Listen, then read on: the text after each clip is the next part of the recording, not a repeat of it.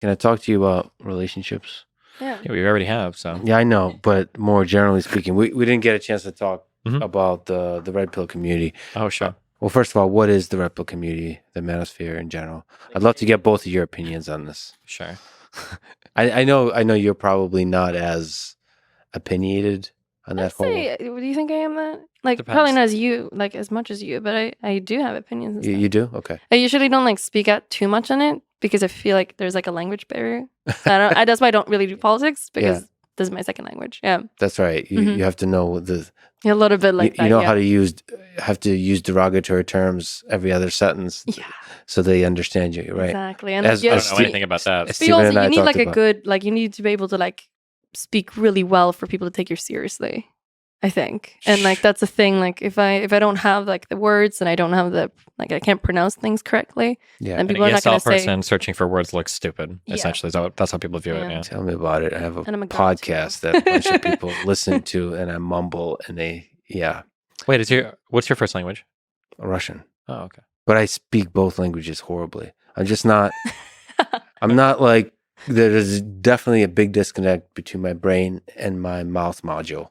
Like, I'm not able to generate the thoughts efficiently. Like the things you're able to do, like like speak like that. I'm not. Mhm. It's very, very tough. Plus, there's huge amount of anxiety and social interaction that I have, which makes speaking even harder. Gotcha. Yeah.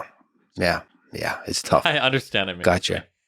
I can. Makes sense. Yeah, the gotcha is both a symbol of compassion and derision at once. I'm just letting you know I understand what you say. I'm No, just gonna sit there and stare at you and confirm. sound no, you can Echo. just say like, yeah, I get it. Like, Yeah, I yeah, get it. I like, get it. yeah, Gotcha. I No, get no, it. Got you. I got gotcha you. I sounds. gotcha. No, it's so short. It's I like got you. Say Gotcha. say a longer sentence, but that means the same thing.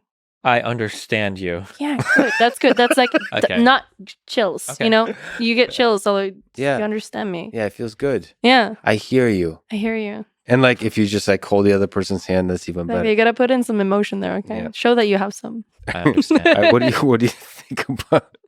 Gotcha. What do you think about red pill? What is it, first of all, for people who don't know? Yeah, the red pill community, obviously it's the Matrix reference. The red pill that you take is when you realize what dating standards and norms really are in the world, that men are providers and have to become some great thing to hunt and attract, the women who are just kind of there floating around looking for people to give them the most resources. And it's like coming to a realization of what the world of dating really is, broken away from the Hollywood standards and the romantic stuff that they try to sell you in, stores. So there was kind of, maybe you can kind of educate me on this, but red pill used to be associated with just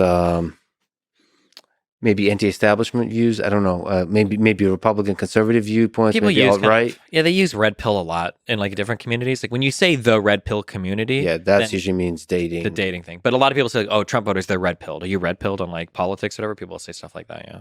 Okay, cool. And then there's like the manosphere. That's all the similar type of stuff. Mhm. And Andrew Tate is somebody that represents kind of the figurehead. Of the manosphere of like the red pill stuff. Yeah, I would say so. I'm pretty sure. Yeah. Okay. All right, cool. So what are some ideas that they represent, and what do you think about them? I think they do a good job at speaking to disaffected young men who feel like the rest of the world has kind of left them behind or isn't willing to speak to them. And they do identify some true and real problems. Feels like on the left, we have a really hard time doing like self-improvement or telling people how to better themselves. We focus too much on like structural or systemic issues rather than what can an individual do to uplift or empower themselves. And it also feels like they do a good job at speaking to some of the positive aspects of masculinity, that it's okay to be like strong and brave and a soldier and a warrior and provide for your family and blah, blah, blah. So I would say like those are like positive messages, like self-improvement and everything that come from the red pill community. What's the negative? I think the analysis on how men and women interact is a way too transactional. All of like the romanticism and love and chemistry is totally sucked out of it. Everything is very like sex-based, like how do you basically have sex with the most amount of women possible, and that's going to make you happy. And then I think people's motivations sometimes are just spoken about in such a shallow, derogatory way that I don't think is always reflective of reality. Like a woman only wants you because you make six figures and you're tall, and a guy only wants you because he wants to have sex with you, and blah, blah. Like it feels like there's a lot of that going on a lot. Yeah, and that misses some fundamental aspect about relationships, about meaningful relationships and so on. Mm-hmm. I don't think I've never heard red pill people ever talk about like meaningful relationships. It's always just how to get in one or how to have sex, really. Mel, what bothers you about some of that philosophy. I feel like the people that are like the red pill people, I feel like their solution is something that doesn't actually work out. It works out for some people that makes a lot of money, is like really successful in that sort of way, but it's not going to help most men out there. So I feel like it's just like a pointless like speech to give to these like really lost guys, and they really do believe that they can become successful, they can get money, and like and when they get all these things, they can get girls. But most of them is not going to achieve that ever. To get the money part or become successful. Just become a billionaire, you know, like, and you will get all the girls, and which is true, but not everyone can do that. So I feel like when these guys are speaking to these men and they're just like, we just care about these men out there, you know, they need to hear this. It doesn't really help a lot of them. And it doesn't inspire them to develop compassion towards the opposite sex, which is probably something required to have a meaningful relationship. And also, like, they seem to complain a lot about women, like only wanting men that have money and that's tall and that's muscular, whatever, you know, all those things. But they complain about that, but that's like also kind of what they're trying to make the men try to do for themselves. Mm-hmm. So they kind of like fall into the same sort of behavior, and it seems like they're kind of unaware of that as well. They're just playing a part of the game instead of trying to find a woman that doesn't look for those things and that are looking for not those things. Yeah. I actually would love to have like straight up data on people in that world versus not in that world, how often they get laid. Yeah. Like literally. So I think for sure people in that world have fewer meaningful long-term relationships that are fulfilling, that actually help them succeed in life, that help them be happy and content and all that kind of stuff. But just even the straight up, the shallow goal of getting laid, I wonder. Because it's very possible that like just the roughness with which they treat intellectually women, that might lead to lower success, not higher success. It's very adversarial, which I think is always disappointing. Anything that talks about men and women, I think it's good to acknowledge differences, but when it becomes like adversarial, especially when you talk about sex is something that men are getting and it's something that women are giving, and that type of like trade-off and the way they talk about it is like, yeah, it sets people against each other in a really toxic way, I think. Mm-hmm. How do you talk to people from that world? From the red pill world?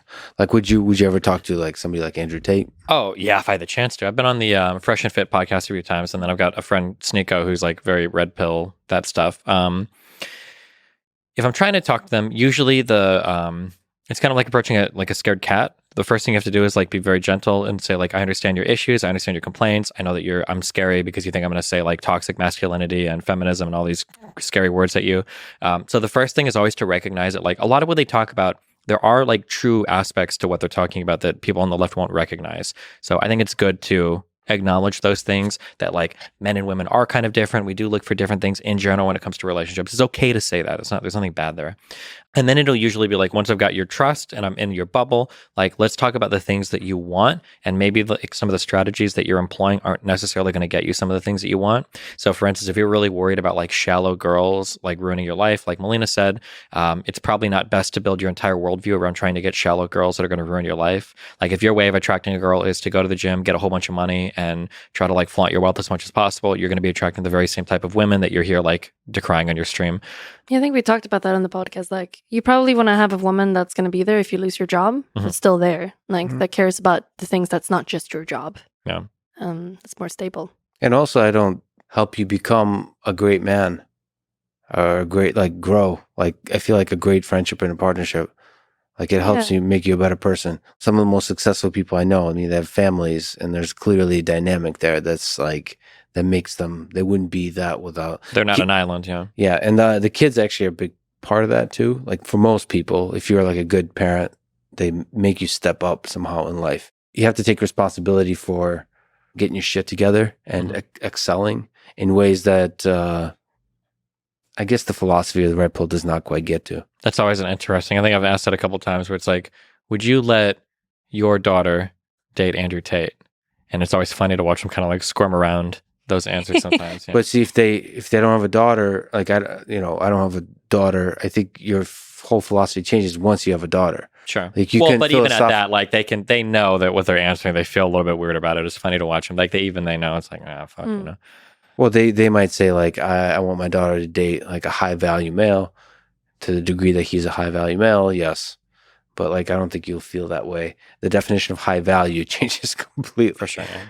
Certainly the stereotypical measures of value contribute to the calculation, but it's so much more than that. I think the chemistry of the whole thing is bigger.